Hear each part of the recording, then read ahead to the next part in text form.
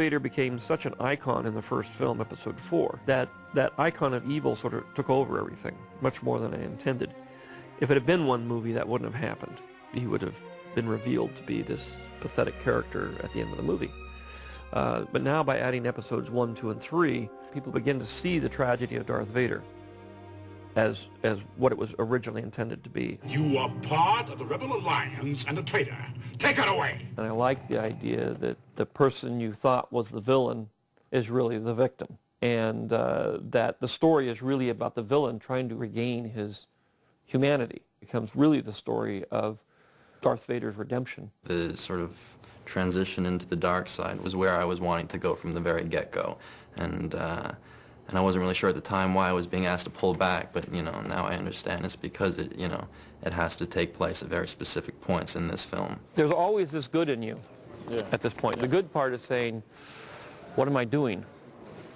And the bad part is saying, I'm doing this for Padme, I'm doing this for us, and it'll be better for the universe, it'll be better for everybody.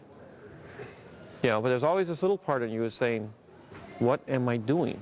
I chose an actor who has that presence of the dark side to work with, as opposed to somebody who's very lighthearted and funny and trying to get him to have an undercurrent of dark side all the time. And Hayden's been very good at that. And so then you're very strong on that. It's almost said with not a little bit of anger, a tinge of, you know, I will, you know, determination and anger. I will not betray the Republic.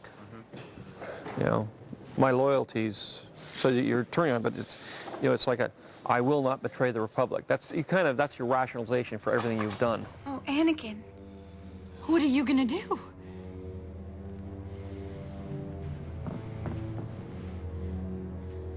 I will not betray the Republic. Nobody who's is evil. My loyalties lie with the Chancellor.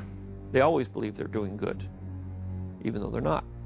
And so it's a matter of how does a person who is good turn to becoming an evil person. Well, he is under a lot of stress, Artu. Where we left him in Episode 2, he was consumed by conflicting emotions. His love for Padme, a resentment of his Jedi obligations, you know, and the restrictions that placed on his life, a feeling that he was being held back, a lust for power, which was really magnified by his mother's death, and a fear, which is important, a fear that such an occurrence could happen again. As a very wise man once said, Fear is the path to the dark side. Fear leads to anger. Anger leads to hate. Hate leads to suffering. When we find him in Episode 3, he's still very much enveloped by these same tormenting feelings that, you know, the Jedi aren't affording him enough respect. You are on this council, but we do not grant you the rank of master. What? Very prominent, rising disillusionment. You know, as you start complaining, there's got to be a little bit of anger behind it, a little bit of frustration. Okay. We'll say that.